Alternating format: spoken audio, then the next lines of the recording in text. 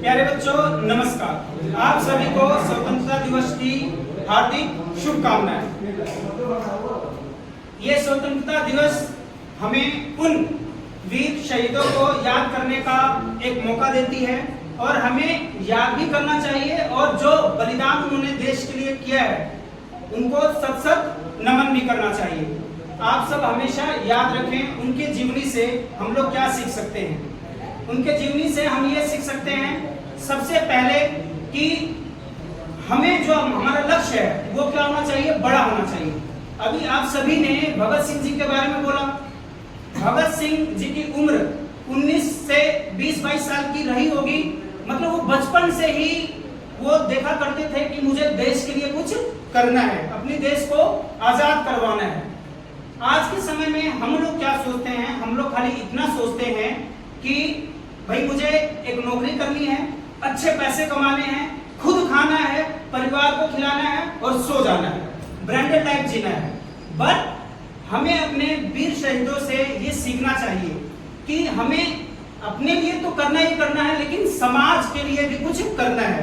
तो उसके लिए हमें क्या करना पड़ेगा, जो भी काम, जैसे कि आप लोग विद्यार्थी हैं, आप जो भी काम करें ईमानदारी से करें, मेहनत से करें, तल्लीनता से करें।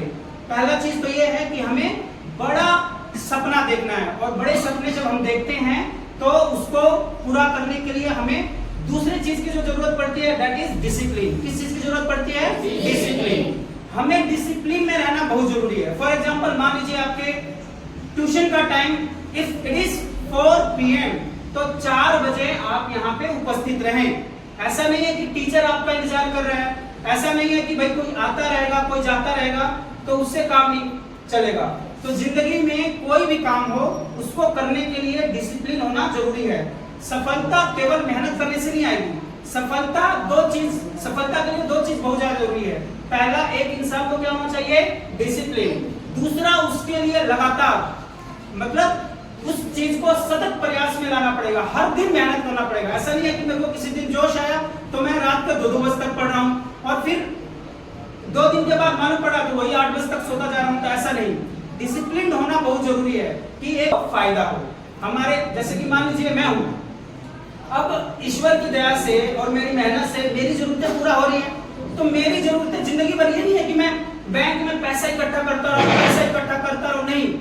मेरा एम क्या होना चाहिए कि मतलब मेरी जरूरतें पूरी हो रही हैं, अब जो एक्स्ट्रा हो रहा है मैं गरीबों की सेवा करूं। हमारे देश में there are so many people जो मतलब 2 वक्त की रोटी उनको नसीब नहीं होती।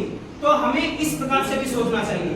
तो ड्रीम बिग का मतलब मैं ये कहना चाहता हूं कि आप लोग पढ़िए, अपने माता पिता का नाम रोशन कीजिए और इतना पढ़िए, इतना समझदार बन जाइए कि हम अपना पेट भी भर सकें और दूसरों के लिए भी, समाज के लिए काम कर सकें। तभी हमारा पढ़ना सार्थक है, तभी हम सच्चे अर्थों में देशभक्त कराएंगे। देशभक्त का मतलब केवल यही नहीं है कि बॉर्डर पे बंदूक ताने आप खड़े रहेंगे तो आपको कोई देशभक्त कहेगा। हम अपने जो जिंदगी जी रहे हैं अपनी सोसाइटी में जी के भी हम देशभक्ति कर सकते हैं। कैसे कर सकते हैं? जैसे कि आप लोग विद्यार्थी हैं तो आप लोग अपने काम को ईमानदारी से कीजिए।